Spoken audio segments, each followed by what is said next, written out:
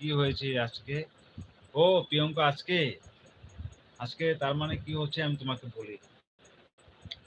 তার মানে কয়েকদিন আগে আমাদের এখানে অনেক বৃষ্টি হয়েছিল। বৃষ্টি হতে চারদিকে জল ছিল। একটা মার্সিডিজ গাড়ি পুরো জলে ডুবে গেছিল। ওই গাড়িটা আমাদের ওয়ার্কশপে আনছে।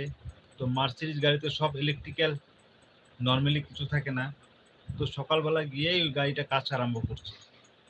এক সাইডের কাম কমপ্লিট করেছি।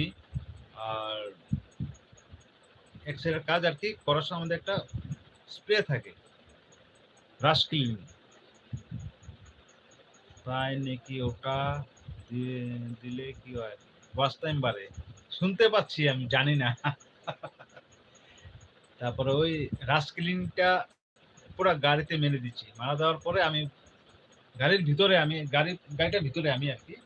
তো আমার একজন লগে একটা বন্ধু, ও গাড়ির বাইরে ও, কিন্তু ওর পুরো বডিটা গাড়ির ভিতরে। তা আমি স্প্রেটা মাইরা এইভাবে বসে আছি।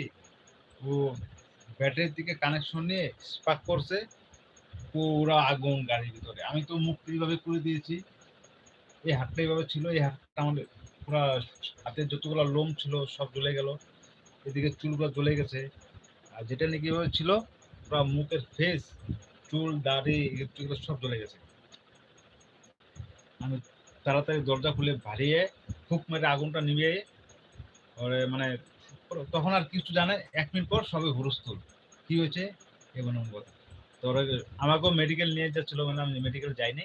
ওরে নিয়ে গেছে, ওরে এসে করাচ্ছে, ওর ছুটি দিয়ে দিছে। আমি ওয়ার্কশপে ছিলাম, কিন্তু আমার বেশি একটু কিছু হয় না, কিন্তু 2-3 ঘন্টা এই